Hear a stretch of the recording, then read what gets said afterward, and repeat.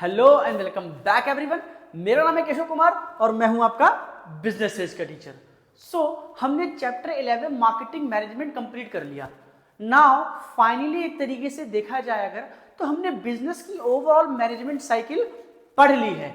क्योंकि देखो मैंने आपको बताया था कि जो हमारा बिजनेस होता है, बिजनेस में एक तरीके से दो ही तरह की चीजें ज्यादा देखी जाती है मैनेजमेंट में। एक होता है आपका ह्यूमन, एक होता है आपका फाइनेंस। मतलब एक तरीके से किसी भी ऑर्गेनाइजेशन को अगर आपको मैनेज करना है, ठीक है ना, तो आपको एक तो उसका ह्यूमन मैनेजमेंट करना पड़ेगा, एक आपको उसका फाइनेंस का मैनेजमेंट करना होगा। और तीसरी जो इंपॉर्टेंट चीज थी वो थी आपका एक तरीके से मैंने बताया था आपको बाद में लास्ट, वो था मार्केट का मैनेजमेंट। तो देखो हमने ह्यूमन मैनेजमेंट तो पढ़ लिया, कैसे, जिसमें हमने देखा planning, organising, staffing, directing and controlling. और साथ में हमने एक चीज और पढ़ी थी, बिजनेस इन्वायरमेंट।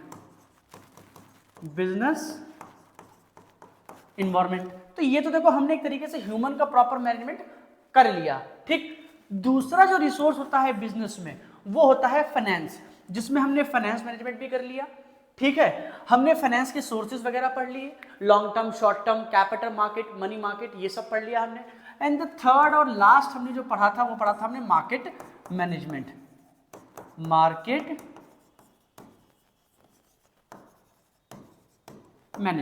इसी के साथ देखा जाएगा हमारा, तो ये जो बिजनेस का जो मैनेजमेंट का जो पूरा साइकिल था, चाहे वो ह्यूमन रिसोर्स मैनेजमेंट हो, चाहे वो फाइनेंस का मैनेजमेंट हो, और चाहे वो मार्केट मैनेजमेंट हो, ये हमारा कंप्लीट हो गया। अब द लास्ट चीज जो हमारी बचती है, जो इन तीनों चीजों से ज्यादा ऊपर है, वो क्या है? कस्टमर, या फिर आप कह लो कंज्यूमर। क्योंकि अगर कंज्यूमर ही नहीं होगा बिजनेस में तो बिजनेस कैसे सरवाइव करेगा? तो अब शुरू करते हैं अपना अगला चैप्टर, जो कि है चैप्टर 12, कंज्यूमर प्रोटेक्शन। कि भाई देखो ऐसा है कि अगर कोई कंज्यूमर है, ठीक है ना, तो पहले ऐसे होता क्या था कि कंज्यूमर के साथ धोखाधड़ी कंपनी ज्यादा करती थी। जब कंपनीज की मोनोपोली थी या कंपनीज कम थी, वैरायटी ऑफ गुड्स कम थे, या कंपनी ज्यादा बड़ी थी, कस्टमर की कोई वैल्यू ही नहीं थी मार्केट में।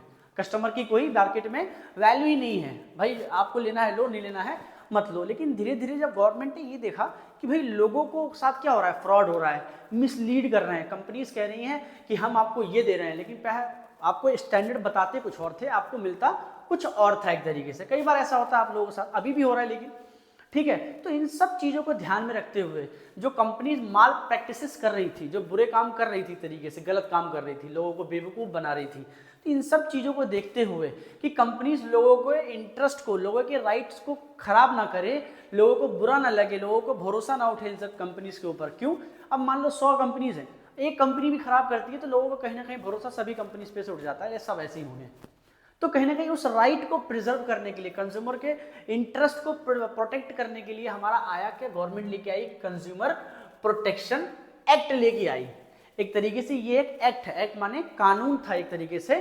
अब पहले तो एक मीनिंग मुझसे ये समझ लो कि कंज्यूमर और कस्टमर के बीच फर्क क्या होता है। कंज्यूमर और एक था कस्टमर। अब देखो यहाँ बच्चों को बहुत ज्यादा प्रॉब्लम होती है, कंज्यूमर और कस्टमर कौन होता है। देखो अब कंज्यूमर, कंज्यूम, जो इकोनॉमिक्स में हमने क्लास 11th में भी पढ़ा था कि कंज्यूमर कौन है, अ पर्सन हु कंज्यूम, मतलब a consumer who take goods and avail services. Avail मतलब होता है किसी चीज का इस्तेमाल करना, ठीक है ना। क्योंकि जो सर्विसेज है वो इंटेंजिबल है और उनको हम एक थोड़े टाइम के लिए इस्तेमाल कर सकते हैं, उनको हमेशा के लिए अपने पास नहीं रख सकते हैं, ठीक है ना। लेकिन गुड्स को क्या है, उसको हम खा पी के खत्म कर देते हैं, इस्तेमाल करते हैं, उसका हमारे पास एक तरीके से ओनरशिप राइट हमारे पास ट्रांसफर होती है। गुड्स में क्या ओनरशिप राइट मिलती है और सर्विसेज में ओनरशिप राइट नहीं मिलती है। तो तरीके से consumer is one who take the goods and avail services for the satisfaction of his want. तो वो होता है हमारा कंज्यूमर। अब कस्टमर कौन है एक तरीके से, अब जैसे मान लो फॉर एन एग्जांपल, जैसे कि एक बेबी है, एक बच्चा है, उसको जैसे मान लो जॉनसन बेबी पाउडर चाहिए, उसकी आप देखो समझना एक तरीके से, वो बच्चा कौन है, कंज्यूमर है, उसको यूज करने वाला है, ठीक है। उसकी मदर ने ऐड देखा टीवी पे, समझना, उसकी मदर ने टीवी पे ऐड देखा कि हाँ हमें जॉनसन कंपनी का चाहिए, ठीक। अब वो ऑर्डर किसे दे रही है? अपने हस्बैंड को, कि जाइए हमारे बच्चे के लिए ये जॉनसन्स बेबी पाउडर, ये जॉनसन्स बेबी लोशन लेके आइए एक तरीके से। तो कहीं ना कहीं देखो वो जो फादर गया है दुकान पे, वो एक तरीके से क्या है, वो कस्टमर है। एक तरीके से जब कंपनीज मार्केटिंग करती है तो कस्टमर जो होता है वो उसका टारगेट नहीं होता है। टारगेट कौन है? वो मदर और वो बेबी, मदर और बेबी। तो वो अपने प्रोडक्ट्स को डिजाइन करते हैं एक तरीके से अपने टारगेट कंज्यूमर के लिए। कस्टमर कभी उनका टारगेट नहीं होता। कस्टमर क्यों? क्योंकि देखो भाई जब कंज्यूमर डिमांड करेगा तो कस्टमर तो लाके देगा ही देगा। एक तरीके से every time the customer is not the consumer. आप कह सकते हो कि कस्टमर हर बार कंज्यूमर नहीं होता है। कई बार जब ऐसा होगा आप कोई चीज खरीदते हो अपने लिए नहीं किसी और के लिए खरीदते हो, तो you are the customer here and the one for whom you are purchasing the goods and services that person is consumer। ठीक, चलिए नेक्स्ट अब हम देखते हैं कि ये एक्ट था क्या। तो देखो हमारा आया कंज्यूमर प्रोटेक्शन एक्ट 2019। देखो प्रीवियस एक एक्ट और था कंज्यूमर प्रोटेक्शन एक्ट 1986, लेकिन इन दोनों एक्ट के बीच का क्या डिफरेंस था अभी मैं आगे बाद में बताऊंगा। पहले 2019 वाला एक्ट हम पढ़ लेते हैं जो रिसेंटली अभी गवर्नमेंट ऑफ इंडिया से पारित हुआ था। तो क्या कह रहा है? द कंज्यूमर प्रोटेक्शन बिल या एक्ट 2019 वाज इंट्रोड्यूस इन लोकसभा। देखो कोई भी एक्ट होता है वो पार्लियामेंट में आता है, मतलब लोकसभा में आता है, फिर राज्यसभा में जाता है। तो देखो कह रहा है in Lok Sabha by the ministers of consumer affair food and public distribution, by the minister of consumer affair mister Ramvilas Paswan. देखो ये जो थे ये बिहार से हैं, ये बिहार से थे, ठीक है ना। तो देखो mister Ramvilas Paswan on July 8 2019, मतलब 8 जुलाई 2019 को by minister of food affairs consumer affair लेके आए थे कंज्यूमर प्रोटेक्शन एक्ट 2019 और ये लोकसभा में पास हुआ था। ठीक, चलिए अब ये कहता क्या है? This bill replaces the consumer protection act 1986। इस बिल ने कंज्यूमर प्रोटेक्शन जो अर्लियर एक्ट था 1986 का उसको रिप्लेस किया था, मतलब उसकी जगह दूसरा एक्ट आया था।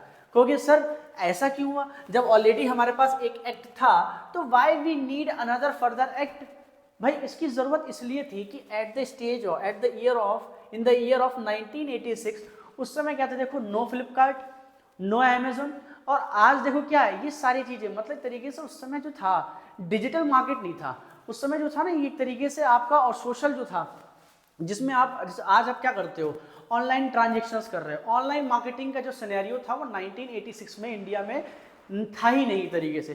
तो जो 1986 वाला जो एक्ट था इसमें ऑनलाइन या ऑनलाइन ट्रांजेक्शन से जुड़ी हुई कोई भी एक्ट या कोई भी बात नहीं लिखी हुई थी। लेकिन जैसे जैसे वो टाइम बदला 2019 में देखो क्या है, आज देखो क्या है, आज हर एक बहुत सारी ऐसी साइट्स हैं जहाँ पे आप ऑनलाइन कपड़े खरीदते हो, ऑनलाइन ट्रांजेक्शन्स कर रहे हो, तो है तो वो भी कंपनी ही जो आपके साथ सामान बेच रही है, खरीद रही है, सर्विसेज आपको दे रही है। तो कहीं ना कहीं गलत तो वो भी कर सकती है ना, तो कहीं ना कहीं देखो कानून के दायरे में तो वो भी आने चाहिए। तो ये कंपनीज बच रही थी, तो इसके कारण हमने ये नया अमेंडमेंट जो कंज्यूमर प्रोटेक्शन एक्ट 2019 लेके आए, इसके अंदर ऑफलाइन के साथ साथ ऑनलाइन ट्रांजेक्शन्स भी इंक्लूडेड थी। समझ गए बात को? ठीक। The consumer protection act 2019 seeks to protect, जो बनाया गया था प्रोटेक्ट करने के लिए और प्रमोट करने के लिए, किसके? कंज्यूमर के राइट्स को, कंज्यूमर के राइट्स को प्रोटेक्ट करने के लिए बनाया गया था। और उनको ये भरोसा जताया गया था कि हम if you have any type of grievances, grievances का मतलब होता है, ग्रीवियंसेस का मतलब होता है किसी भी तरह की कोई समस्या होना, कोई प्रॉब्लम होना आपको कंपनी से रिलेटेड, किसी भी चीज से रिलेटेड, तो हम उसको रेडिसल, उसकी भरपाई या उसको मतलब फटाफट उसको देख के उसके समाधान कर देंगे। रेडिसल का मतलब होता है कि समाधान करने वाली कुछ एजेंसियां जो होती हैं उनके बारे में बात की गई है। ठीक, चलिए नेक्स्ट देखो इसका की पॉइंट क्या है, क्या मेजर कुछ 3 पॉइंट है।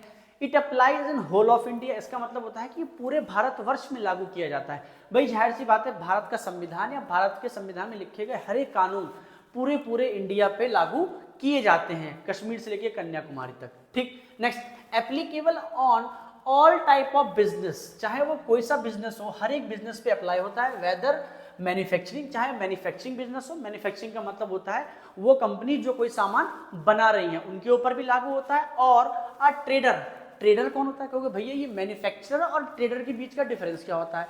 तो देखो जो मैन्युफैक्चर होता है, जो मैन्युफैक्चरर होता है वो गुड्स को प्रोड्यूस करता है, और ट्रेडर क्या करता है? वो एक जगह से सामान खरीद के दूसरी जगह पहुंचाएगा। उसका यही काम होगा, वो एक जगह सामान खरीद के दूसरी जगह पहुंचाने वाला इंसान होता है। एक तरीके से ट्रेडिंग कंपनीज होती हैं, मतलब आपसे यहाँ सामान खरीद लेगा, वहाँ बेच देगा, वहाँ से खरीद के वहाँ बेच देगा, तो basically trader. Next, whether supplier, कोई सप्लायर है गुड्स एंड सर्विसेज का और सर्विसेज लाइक ई कॉमर्स, या फिर कोई सप्लायर है, जैसे देखो फ्लिपकार्ट है, सिर्फ फ्लिपकार्ट क्या कोई मैन्युफैक्चरिंग कंपनी है? नहीं ना, फ्लिपकार्ट क्या करती है, वो सीधे कंपनी से रॉ मटेरियल कह रहा हूँ, कंपनी से फाइनल प्रोडक्ट लेते हैं और आप तक वो डिलीवरी पहुंचा देते हैं। तो एक तरीके से they work as a supplier agency, they work as a mediocre between the producer manufacturer and customer. एक तरीके से हम दोनों लोगों के बीच में एक तरीके से कौन है, वो सप्लायर है, मीडियोकर है, एक एजेंट है, ठीक है, उसके ही वो कुछ चार्जेस आपसे पे लेते हैं। This act applies on both online as well as offline transaction. यही थी इसकी मेन खासियत कि देखो जो 1986 वाला जो एक्ट था, जो 1986 वाला एक्ट था वो सिर्फ बना था ऑफलाइन के लिए, और जो आप कह सकते हो जो 2019 वाला जो एक्ट था वो online as well as offline दोनों के लिए था एक तरीके से, ठीक। चलिए अब हम देखेंगे, देखो कि अकॉर्डिंग टू एक्ट कंज्यूमर होता कौन है, कंज्यूमर होता कौन है। तो देखो कह रहा है consumer is defined as a person who buy goods और avail services. A consumer is a person, consumer एक इंसान होता है, जाहिर सी बात है इंसान ही होगा, एन इंडिविजुअल जो सामान को खरीदता है, boys goods and avail services, और सर्विसेज को अवेल करता है अपनी स्वेच्छाजनक, ठीक है ना, फॉर अ कंसिडरेशन, एक कंसिडरेशन के लिए जिसके लिए वो एक लमसम अमाउंट पे करता है या प्रॉमिस टू पे करता है, ठीक है, विच ही हैज बीन पेड, जिसके लिए वो अमाउंट देता है, और प्रॉमिस टू पे, या फिर प्रॉमिस करता है कि हाँ मैं आपको कल दे दूंगा, ठीक, और पार्शियली पेड या पार्शियली देता है, मतलब आधा अभी दे देगा आधा बाद में देगा, और पार्शियली प्रॉमिस टू पे कि आधा भी दे रहा हूँ, बाकी मैं आपसे वादा करता हूँ कि आने वाले 1 महीने बाद आपको टोटल पैसा दे दूंगा। जैसे आप क्रेडिट कार्ड से पेमेंट करते हो तो आप क्या करते हो, सामने वाले को एक वादा करते हो कि हाँ मैं आपको पेमेंट दे दूंगा। आप चेक देते हो, क्या करते हो, वादा करते हो। चेक क्या है, एक प्रोमिसरी नोट है, चेक क्या है, एक प्रोमिसरी नोट है, ठीक है ना, विच टू पे और पार्शियली पेड और पार्शियली प्रॉमिस टू पे under any scheme of deferred payment. इसका मतलब है किसी भी स्कीम के डेफर्ड पेमेंट से आप उससे पेमेंट कर रहे हो, चाहे चेक से करो, चाहे आप उसको क्रेडिट कार्ड से करो, चाहे आप कैश हो, चाहे किसी भी पेमेंट मेथड से दे रहे हो आप उसको, online as well as offline transactions के थ्रू दे रहे हो। तो ये होता है हमारा कंज्यूमर। तो देखो अगर आपको ये डेफिनेशन लर्न नहीं हो पाती है तो मैं आपको एक इजी डेफिनेशन ऐसे ही बता दूं कि a consumer is a person who buy goods और avail some services for his consideration, for that he pays a certain amount of money, ठीक है ना, and he is purchasing that particular or availing that particular services for the satisfaction of his want, अपने want को satisfy करने के लिए वो चीजें खरीदता है, ठीक। चलिए next, it also includes a person, एक वो पर्सन, अब देखो इसमें ये भी कह रहा है कि ये उन पर्सन्स को भी इंक्लूड करता है जो कोई सामान खरीदते हैं या फिर किसी सर्विस का फायदा उठाते हैं, एक तरीके से जो कि सप्लायर, जो कि सेलर उनसे कहता है कि भाई साहब एक बार आप ये इस्तेमाल करके देख लो। जैसे आप कई बार किसी दुकान पे जाते हो तो वो आपसे कहता है भाई साहब एक काम करो, आप ये मत, आप ये ले जाओ मेरे कहने से, ये प्रोडक्ट बहुत अच्छा है। तो एक तरीके से सेलर ने आपको फोर्स किया कि भाई साहब आप ये लेके जाइए। तो अगर सेलर भी दे रहा है तो आप उसके लिए क्या हो, कंज्यूमर हो। तो ये इस एक्ट के तहत ये बात कही गई थी, ठीक। चलिए नेक्स्ट, अब देखो एक चीज और भी है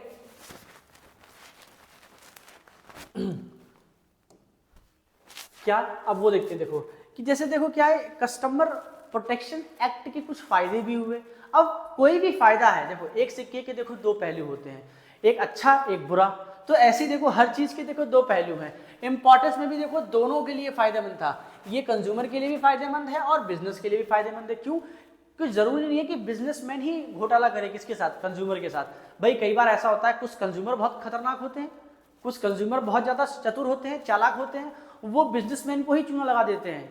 तो कहीं ऐसा ना हो कि बिजनेसमैन के इंटरेस्ट को भी हार्मफुल आता है भाई, ठीक है। आप दुकान पे गए, आपने झूठा इल्जाम लगा दिया भाई तुम्हारे पिज्जा में वो है, केचुआ है। अब आपने उस पर केस कर दिया, आपने कहा नहीं भाई मुझे मुआवजा चाहिए 5 लाख रुपए।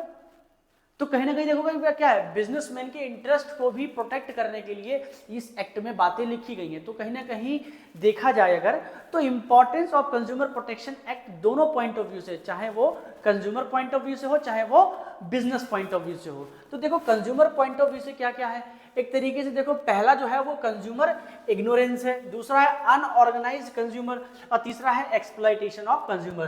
तीनों ही पॉइंट में देखो एक ही बात लमसम लिखी गई है कि वो कंज्यूमर जो किसी कंपनी से कोई चीज खरीदते हैं और वो कंपनी उन्हें प्रॉमिस करती है कि मैं आपको एक सर्टेन स्टैंडर्ड का प्रोडक्ट मैं आपको सप्लाई कर रहा हूँ या मैं आपको दे रहा हूँ, तो कहीं ना कहीं वो जो प्रोडक्ट है एज पर द जैसा उस बंदे ने कहा है, जैसा उस सप्लायर ने, जैसा उस सेलर ने कहा है कि मैं आपको इतनी अच्छी क्वालिटी का सामान दे रहा हूँ, अगर इन केस वो सामान वैसा नहीं निकलता है तो एक तरीके से the consumer have right to sue on that. Sue का मतलब होता है उस पर केस करना, या अपने राइट्स को वो प्रिजर्व कर सकता है कि हाँ भाई आपने मेरे साथ धोखा किया, आपने मेरे साथ माल प्रैक्टिसेस की है। इसको ये कहते हैं एक्सप्लॉइटेशन ऑफ कंज्यूमर, की कंज्यूमर के साथ एक्सप्लॉइटेशन ना हो, उसके साथ एक्सप्लॉइटेशन ना हो, मतलब उसे दुर्व्यवहार ना किया जाए, उसको इस्तेमाल ना किया जाए, उसको परेशान ना किया जाए, एक्सप्लॉइटेशन का मतलब, ठीक है ना। चलिए, और ना ही देखो कंज्यूमर के इंटरेस्ट को इग्नोर किया जाए। कंज्यूमर इग्नोरेंस का मतलब होता है कि कंज्यूमर अगर कोई बात कह रहा है तो उसकी बात को सुनी जाए, उसकी बात को सुनी जाए, एक तरीके से उसकी बात को इग्नोर नहीं किया जाए, उसकी बातों को इंपॉर्टेंस दी जाए, ठीक है। नेक्स्ट कह रहा है अब बिजनेसमैन पॉइंट ऑफ व्यू से क्या फायदे हैं, तो देखो बिजनेसमैन को तो देखो बहुत सारे फायदे होते हैं।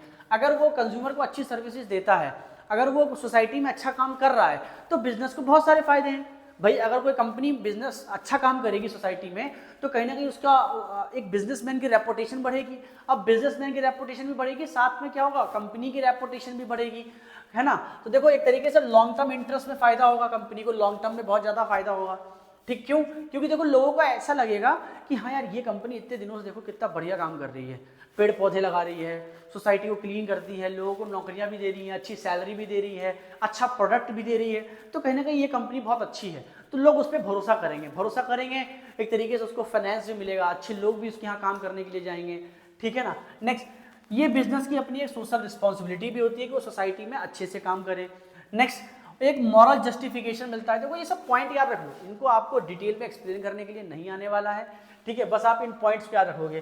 कहीं ना कहीं देखो ये सारी चीजें क्या है कि भाई गवर्नमेंट जो इंटरवेंशन करती है, गवर्नमेंट जो इंटरवेंशन करती है बिजनेस के पॉइंट ऑफ व्यू से, कि भाई बिजनेस में देखो क्या होता है, जैसे मान लेते हैं कि एक बिजनेस है, ठीक है, अब गवर्नमेंट उसके ऊपर सर्टेन रूल्स अप्लाई करती है, भाई देखो आपको ये फॉलोइंग रूल्स एंड रेगुलेशंस मानने होंगे, ठीक है, आपको अपने यहाँ फायर सिलेंडर्स लगाने होंगे, आपको वर्कमैन कंपनसेशन फंड कंपलसरी बनाना होगा, है ना, आपको एम्प्लॉय प्रोविडेंट फंड देना होगा।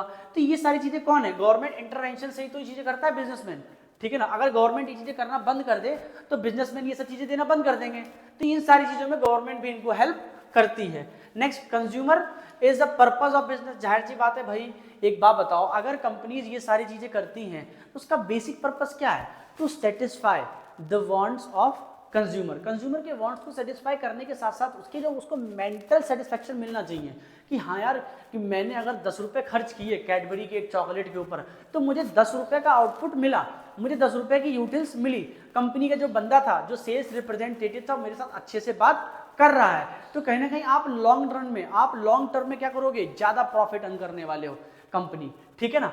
नेक्स्ट, क्योंकि देखो कंज्यूमर जो होता है वो फर्स्ट प्रायोरिटी होता है किसी भी बिजनेस ऑर्गेनाइजेशन के लिए, द फर्स्ट प्रायोरिटी, ठीक। Next, businessman uses the society resources. भाई जाहिर सी बात है, बिजनेसमैन अगर कोई काम कर रहा है सोसाइटी में, क्यों कर रहा है, क्योंकि जाहिर सी बात है वो सोसाइटी के ही रिसोर्सेज को इस्तेमाल कर रहा है, चाहे वो ह्यूमन रिसोर्स हो, चाहे वो फाइनेंशियल रिसोर्स हो, चाहे वो मार्केट हो। भाई ये सारी चीजें कहाँ पाई जाती हैं, मार्केट में पाई जाती हैं या सोसाइटी में पाई जाती हैं।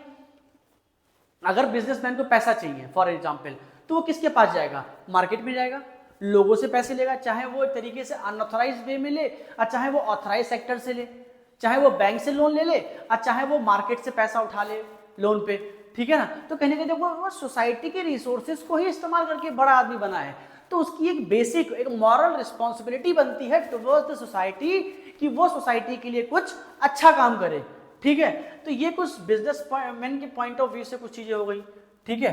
तो देखो ये इसके इंपॉर्टेंस थे कंज्यूमर प्रोटेक्शन के, ठीक। चलिए नेक्स्ट, अब हम देखेंगे देखो कि लीगल प्रोटेक्शन टू कंज्यूमर, कि कंज्यूमर के लीगल प्रोटेक्शन मतलब कि कंज्यूमर को अगर भाई प्रोटेक्शन दी गई, कोई कानून बनाया गया, तो कानून के अंदर कुछ बातें तो लिखी होंगी ना, किस किस चीजों के लिए उसे प्रावधान दिया गया है, वो सारी चीजें थी क्या, वो एक्ट कौन कौन से थे बेसिकली। तो लिखा हुआ government of India provide the various laws to protect the interest of consumer and some of these regulations are as follows. तो वो कौन कौन से रेगुलेशंस हैं वो देखेंगे। तो देखो सबसे पहला जो रेगुलेशन है वो तो मोस्ट इंपॉर्टेंट है कि right to safety. Right to safety का मतलब होता है एक तरीके से कि भाई सेफ्टी मतलब क्या, कि हमारे जान माल को किसी प्रकार की हानि ना पहुंचाई जाए, हमारी लाइफ को, हमारे जान को किसी प्रकार से, किसी प्रोडक्ट से कोई हानि ना पहुंचे।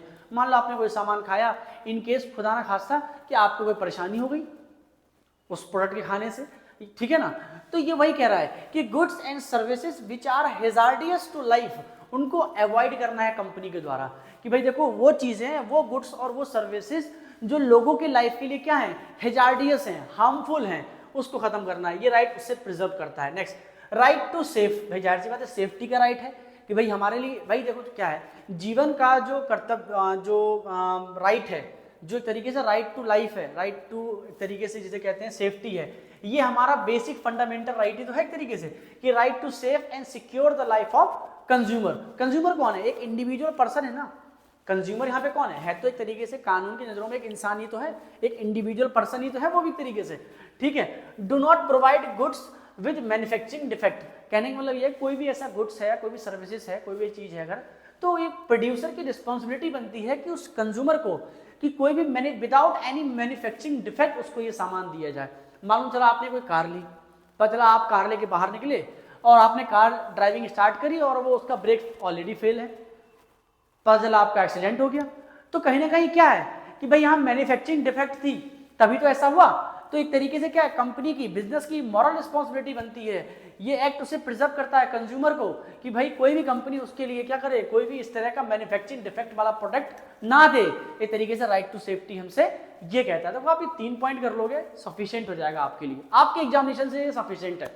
नेक्स्ट, राइट टू इंफॉर्मेशन, भाई जाहिर जी बात है राइट टू इंफॉर्मेशन का मतलब है कि मैन्युफैक्चरिंग में क्या होता है, जैसे मान लो जितनी भी चीजें, जितने भी रॉ मटेरियल, जितने भी इंग्रेडिएंट्स या जितनी भी चीजें आपने अपने गुड्स को बनाने में, प्रोडक्ट को बनाने में आपने इस्तेमाल किया है, वो सारी चीजें about the price, quality, standard, manufacturing raw material, ठीक है, उन रॉ मटेरियल्स की क्वालिटी, प्रोडक्ट का प्राइस, उसका स्टैंडर्ड, उसकी प्योरिटी, ये सारी चीजें आप कंज्यूमर को बताओगे, आप कंज्यूमर को बताओगे, ये उसका राइट है।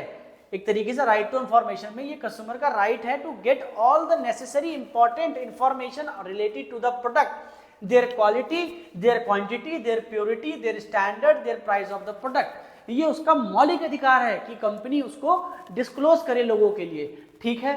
चलिए नेक्स्ट आगे देखते हैं।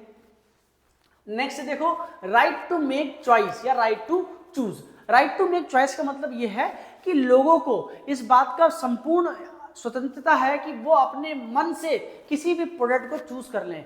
कोई भी सेलर या कोई भी मैन्युफैक्चरर उनके ऊपर कोई इसी प्रकार का मानसिक या शारीरिक दबाव नहीं बनाएगा, फिजिकल या मेंटल उसके ऊपर प्रेशर नहीं बनाएगा कि आपको ये प्रोडक्ट हमसे खरीदना ही पड़ेगा और आपने देख लिया है तो, ऐसा कोई जरूरी नहीं है, ठीक है ना। तो ये कह रहा है कि with this right every consumer has right to choose their goods and services his और हर लाइकिंग। उनको जो चीज पसंद है वही चीज वो मार्केट से खरीदेंगे, ये उनका मौलिक अधिकार है जो कि दिया गया है कंज्यूमर प्रोटेक्शन एक्ट 2019 में, 86 में भी था, 1986 में भी। Next, retailer do not force to buy. कोई भी रिटेलर हो, मैन्युफैक्चरर हो, प्रोड्यूसर हो, सप्लायर हो, ट्रेडर हो, कोई भी इंसान हो, they will not force to buy any kind of certain product on consumer, ठीक। चलिए next, right to representation. Right to representation का मतलब होता है एक तरीके से कि द कस्टमर हैज राइट कि अगर उसके साथ किसी भी प्रकार की कोई प्रॉब्लम होती है, कोई हेजार्डियस माल प्रैक्टिसेस उसके साथ कोई कंपनी अगर करती है, कोई भी समस्या होती है, अगर चाहे वो रिटेलर करे चाहे कोई और बंदा करे, तो वो अपने आप को लॉ के सामने आके, लॉ गवर्नमेंट के सामने या कोर्ट में कहीं पर भी वो अपने आप को रिप्रेजेंट कर सकता है कि हाँ मैं ही हूं वो एक्स पर्सन जिसके साथ इस कंपनी ने ऐसा काम किया है। तो राइट टू रिप्रेजेंट हिज और हर सेल्फ एक तरीके से यहाँ पे। तो कह रहा है this right gives the status, क्या कह रहा है, देखो स्टेटस दे रहा है ये, ठीक है ना, to consumer in front of the government in case he और she is exploited by the seller. अगर सेलर उसके साथ कोई भी इस तरह की कोई चीज करता है, कोई भी माल प्रैक्टिसेस करता है, कोई भी एक्सप्लॉइटेशन करता है अगर, तो दोनों को सेलर, जो सेलर है भाई देखो सेलर के पास भी राइट है, क्यों, क्योंकि देखा जाए अगर तो सेलर के पास एक बिजनेसमैन पॉइंट ऑफ व्यू से भी इंपॉर्टेंट था ना एक तरीके से, तो सेलर भी अपने आप को रिप्रेजेंट करेगा और जो बायर है वो भी रिप्रेजेंट करेगा। लेकिन हम यहाँ पे फोकस दे रहे हैं कंज्यूमर के लिए, तो हम कंज्यूमर की बात करेंगे एक तरीके से कि कंज्यूमर का जो स्टेटस है वो इन front of the government, if अगर उसके साथ किसी भी तरह का एक्सप्लॉइटेशन हुआ है, कौन करता है एक्सप्लॉइटेशन, सेलर अगर कर रहा है तो वो अपने आप को गवर्नमेंट के सामने रिप्रेजेंट कर सकता है, ठीक है, मतलब उसको किसी भी वकील की जरूरत नहीं पड़ेगी। फर्दर देखो केस चलता है तो वकील तो हम रखेंगे ही, लेकिन इनिशियली मैं जाके उसकी कंप्लेन कर सकता हूं, मेरी बात सुनी जाएगी, ठीक है ना। Right to seek redressal, right to seek redressal का मतलब होता है एक तरीके से कि मुझे न्याय का अधिकार है। अगर मेरे साथ किसी भी तरह की एक्सप्लॉइटेशन हुआ है, किसी भी तरह का मेरे साथ परेशानी हुई है, किसी भी तरह का माल प्रैक्टिसेस मेरे द्वारा हुआ है, सॉरी मेरे से हुआ है, कोई भी हैजार्डियस एक्टिविटीज मेरे से किया है किसी सेलर ने या किसी मैन्युफैक्चरर ने या किसी कंपनी के ओनर ने, तो मैं अपने राइट्स को प्रिजर्व करने के लिए कोर्ट में जाऊंगा। तो राइट टू सीक रेड्रेसल ये कहता है मुझसे कि मुझे क्या मिलेगा, कंपनसेशन मिलेगा एक तरीके से, ठीक है ना। तो कह रहा है राइट टू सीक रेड्रेसल का मतलब होता है this right assures the complete justice in case of exploitation. कि भाई देखो रिप्रेजेंटेशन में क्या होता है कि हम सामने खड़े होंगे और हम बताएंगे कि हमारे साथ ऐसा हुआ है, और राइट टू सीक क्या बोलते हैं रेड्रेसल का मतलब होता है कि मैं वहां जाऊंगा, अपनी बात बताऊंगा और कोर्ट मुझे ये अधिकार देती है कि मुझे न्याय मिले। तो न्याय मिलने का अधिकार कहां पे है, सीक रेड्रेसल में है। तो this right assure justice in case of exploitation. Next, the consumer can get the compensation for that. तो देखो उसमें क्या था, राइट टू रिप्रेजेंटेशन और राइट टू सीक रेड्रेसल के बीच में यही एक डिफरेंस है कि यहाँ पे लॉ उसको ये अधिकार देता है कि आप आइए और कंप्लेन कीजिए। तो राइट टू रिप्रेजेंटेशन, अपने आप को रिप्रेजेंट करने का राइट है उसके पास कि वो जाके न्याय मांग सकता है, और राइट टू सीक रेड्रेसल का मतलब है कि आपको न्याय मिलेगा, आपको न्याय जरूर मिलेगा, कोर्ट आपको न्याय देगी, उसके बदले आपको कंपनसेशन देगी कोर्ट। तो यहाँ पे क्या है, यहाँ पे आप अपने आप को रिप्रेजेंट करोगे, दिखाओगे, बात बताओगे और यहाँ पे आपको न्याय मिलेगा, कंपनसेशन मिलेगा। तो ये एक डिफरेंस है इन दोनों के बीच, बाकी पॉइंट लमसम सेम ही है। Next, right to consumer education, बहुत इंपॉर्टेंट पॉइंट है। राइट टू कंज्यूमर एजुकेशन का मतलब है ये जो एक्ट था इसके तहत देखो मेन चीज क्या होती है कि आज भी अभी भी देखो गांव में बहुत सारे लोग पढ़े लिखे तो है नहीं, लिटरेसी रेट बहुत कम है इंडिया की वैसे भी। तो देखो क्या होता है कि लोगों को यही नहीं पता है कि हमें कौन सा एक्ट कौन से राइट्स देता है। लोगों को यही नहीं पता है कि अगर इन केस हमारे साथ किसी भी प्रकार की कोई समस्या होती है तो हमें किसके पास जाके कंप्लेन करनी है, लोगों को पता ही नहीं है।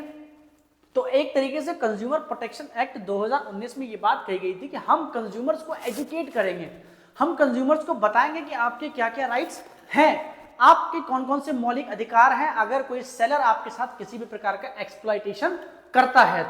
तो इसके तहत ये राइट था कि राइट टू कंज्यूमर एजुकेशन, मतलब according to this right the consumer to acquire the knowledge और skill to be inform to the consumer, मतलब उसको सारी नॉलेज और स्किल्स दी जाएगी, इन्फॉर्म की जाएगी कंज्यूमर को कि the right to inform about the provisions of consumer protection act, कि भाई कंज्यूमर प्रोटेक्शन एक्ट में कौन कौन से प्रोविजंस, कौन कौन से फायदे की बात आपके लिए की गई है, मतलब आप कहां जाके अपनी शिकायत दर्ज करा सकते हैं, ठीक है। अगर आपकी कोई शिकायत ना सुने तो आप उससे ऊपर के किस विभाग के पास आप जाओगे, क्या प्रोसीजर आपको फॉलो करना है, ठीक है, कौन कौन से सबूत आपको लेके आने हैं, ठीक है, या किस प्रकार से आपको वो कानूनी प्रक्रिया आप करोगे वहां पे।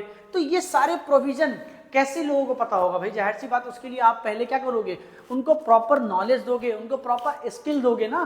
तो ये गवर्नमेंट की ही एक तरीके से रिस्पॉन्सिबिलिटी है जो कंज्यूमर प्रोटेक्शन एक्ट के अंदर देखा गया था और बताया गया था कि हाँ भाई लोगों को ये चीजें प्रोवाइड कराई जाएंगी, ठीक। अब देखो कह रहा है कि कंज्यूमर की रिस्पॉन्सिबिलिटी क्या होती है भाई, कंज्यूमर रिस्पॉन्सिबिलिटी का मतलब यह है कि जब कंज्यूमर को राइट टू एजुकेशन मिलेगा, राइट टू इंफॉर्मेशन मिलेगा, उनको सारी चीजें पता होंगी, तो भाई उनकी एक रिस्पॉन्सिबिलिटी बनती है। तो ये 6 रिस्पॉन्सिबिलिटी है बेसिक क्या कह रहे हैं देखो, consumer must exercise his right, अगर उनके साथ किसी भी प्रकार का exploitation done by the seller है तो वो अपने राइट्स को प्रोटेक्ट करने के लिए क्या करेंगे, एक तरीके से right to seek redressal, agency के पास जाएंगे, डिस्ट्रिक्ट फोरम के पास जाएंगे, स्टेट कंज्यूमर फोरम के पास जाएंगे, नेशनल कंज्यूमर फोरम के पास जाएंगे। वो ये 3 रेड्रेसिंग एजेंसीज हैं इंडिया के अंदर, डिस्ट्रिक्ट फोरम, ठीक है, स्टेट फोरम और नेशनल फोरम, ठीक है।